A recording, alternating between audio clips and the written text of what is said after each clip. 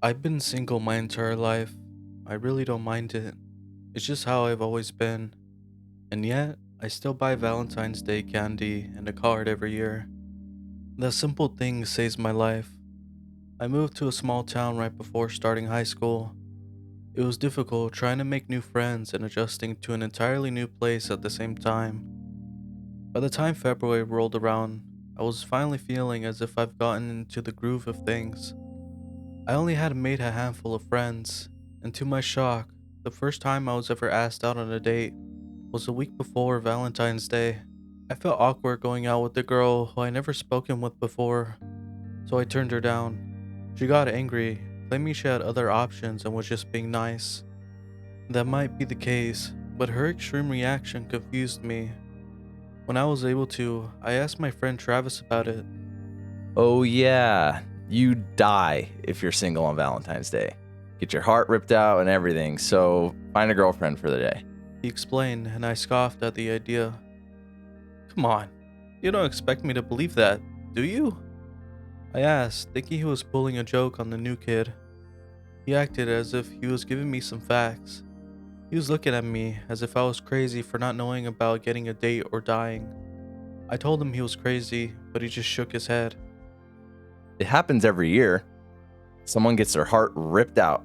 It might not be in this town, but it's nearby. And it's always someone single. I guess you can risk it, but why? It's just one day.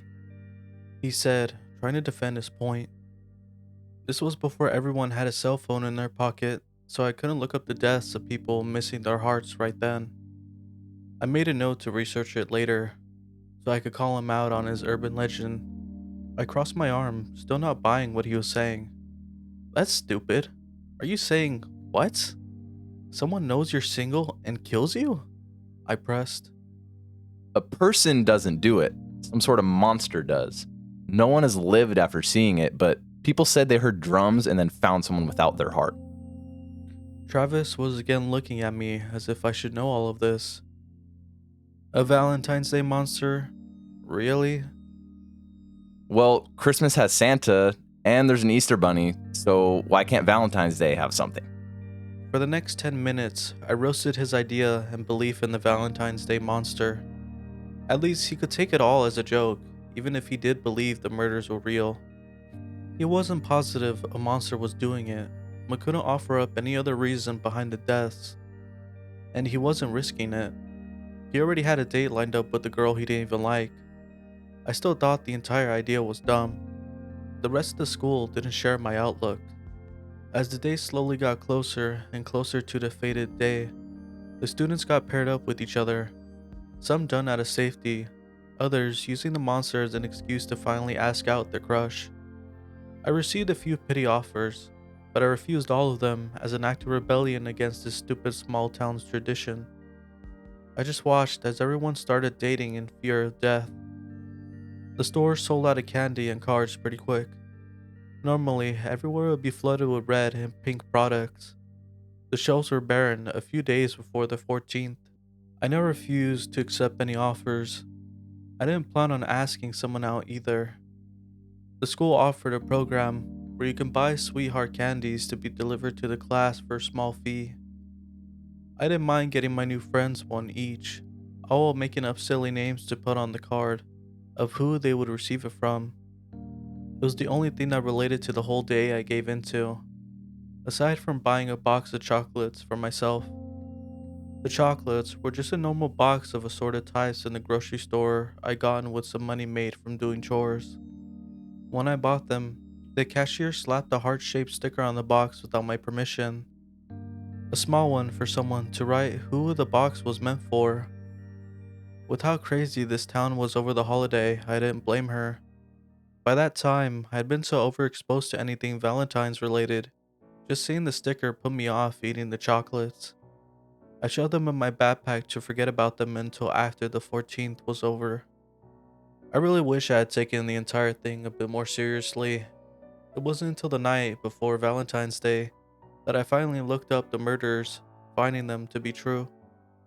Dread started to form in my stomach as I scrolled through the library computer after school while waiting for my father to pick me up. I didn't find all the mysterious deaths, but enough to make me worried. 3 people were found with their hearts missing. The police said that from their state of bodies that they were killed on Valentine's Day, even though their bodies weren't found right away. An entire town was warning me about this, and yet I still sat in shock after finding out it was true. My father finally got me from school, but told me I needed to walk home the next day. I sat in the car, silently debating on what to do.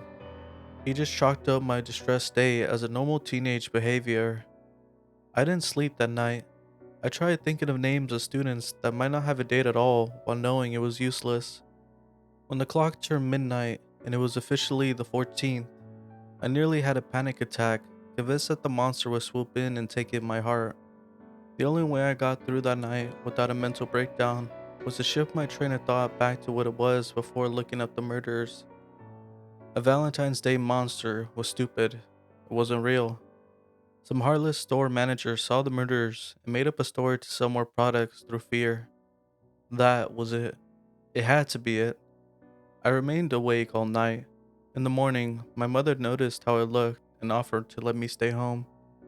I refused, secretly hoping if I could find a date if I went to school. The place was abuzz with new couples and gift exchanges. As I walked down the hallway, a few students looked at me with pity in their eyes. Most knew my single stance and how I would be the monster's top choice if it was real. No one went near me the day if they could help it. My few new friends awkwardly tried to find reasons to rush off if I tried talking to them. All of them having temporary new girlfriends gave them a good reason to be left out. My candy heart prank wasn't funny. Some thought it was, but I couldn't find the humor in anything that day. Instead, I spent it looking over my shoulder, expecting to hear drums at any second. The final bell rang and Travis was brave enough to walk over to me for a chat. I think he thought this was going to be our last conversation. The idea got him motivated enough to walk over, but not to find the words. Do you, want to come over? I'm going out today, but maybe we can hang out beforehand? There is a really good show and... He trailed off, feeling awkward. It's fine, I'll just chill at home. My parents are going to be out and won't come home until after dinner, so I have the entire place to myself. That never happens. They finally think I'm old enough to be trusted to be left alone. I explained, determined to not still believe in this nonsense even though I was terrified. Travis nodded, looking pale. He wasn't brave enough to press me on hanging out. After all, he was certain I was going to die that night. He didn't want to be around to see it. I'll talk to you tomorrow, I said, and I gave him a shaky wave. He gave one back and started to hurry off to his new girlfriend. When you're a teenager, everything is a big deal. As I walked away from the school towards home, I felt like I was walking towards my own death. The sky was overcast, and it made me feel even more gloomy. I kept mocking myself for my mood as I walked along the neighborhood that had become familiar to me over the past few months. Finding a small rock, I started to kick it as I walked, trying to take my mind off the fear in my chest. A car started to drive along beside me with such loud music I could hear it thumping through the air. I watched as it cruised by, a bit annoyed over the sound. If you're gonna blast music, at least play something good and not something that just thudded. As the car kept going down the street, the music went with it, but a hint of thudding remained. I stopped, confusing on why I can hear the sound of music if the car was so far. When it finally turned out of sight, I realized that the car wasn't the source of all the noise. My heart started to beat so fast and hard it matched the thudding rhythm that I could swear it was getting closer and closer. I didn't look behind me or even get angry at myself for getting scared. I just ran down the street. I should have run up to one of those houses asking for help. I was so frightened, nothing rational came to mind. I ran like crazy all while that beating followed. I wished this was a prank, but didn't stop running to find out. My mind was unable to work as my lungs burned from the mad dash. For a moment, I thought I was losing to whatever was chasing me. I stumbled, nearly falling over a crooked sidewalk square in front of my house. I couldn't tell how close the thumping sound was over my own heart. Sweat poured down my face, and I felt faint. I slammed into my front door, banging on it, before I remembered my parents were out. I nearly screamed in frustration. The door was locked, and my keys were buried under my books inside my backpack. That thudding sound was all I heard. It was so close it rumbled in my chest. My hand shook as I fumbled to get the zipper open. I was scared to death and couldn't keep my eyes open. Squeezing them shut, I felt around my bag for my key. My hand brushed against it when a puff of wind came across my face. I smelled something sweet, and then the wind came again. To my horror, my mind clued in the fact that it wasn't the wind, but something breathing on my face. It was too late. Even if I got my key, I couldn't unlock the door before whatever brought the heart-thumping sound took my heart too. I refused to open my eyes to see the monster I now knew to be real. I love the sound of your heart. It's a shame it's alone. Let me add it to the others. The voice that spoke wasn't some prank. It was twisted and beyond anything a human could make. My mind was racing. I felt the sharp tip of a claw poke my chest, leaving a small cut through my shirt. A cruel laugh came as I whimpered in fear. With my backpack still in my hand, I felt something that was not my books or my key house. A crazy idea came to mind. It was either that or death. So I grabbed a hold of the only thing I can think of, yanking the box of chocolates from my bag. I held it out for the monster I still refused to see. My voice strained and shaking. I asked it a question I prayed would save my life. Will you be my Valentine's this year? My heart nearly beat it out of my chest. Opening my eyes a crack, I could still see the box in my hand, but not the creature that brought along the countless heartbeats that mixed in with my own. I should have died. Instead of clawing out my heart, the twisted hand with razor-sharp nails reached out and took the box. I forced my eyes shut, my entire body shaking. Something brushed my face, causing me to tense up so much it hurt. That clawed finger brushed some hair from my face with another cruel laugh. What a cute child you are.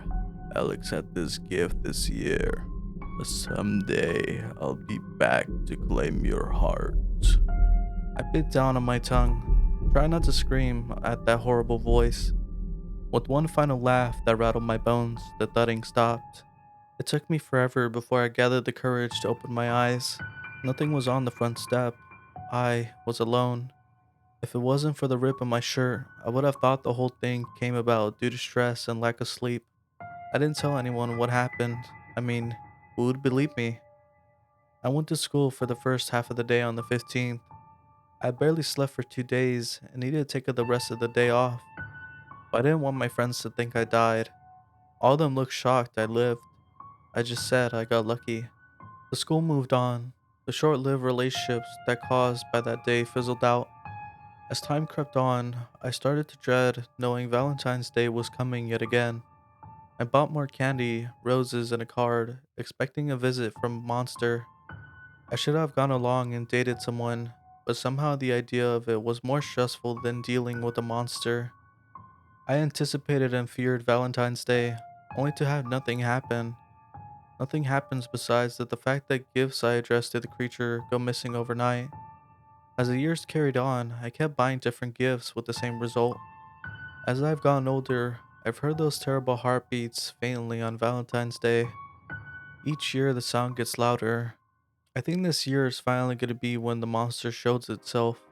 Again, just asking someone out may save my life, but I think if the monster does show up, I'll ask it the same question yet again. But this time, I will keep my eyes open.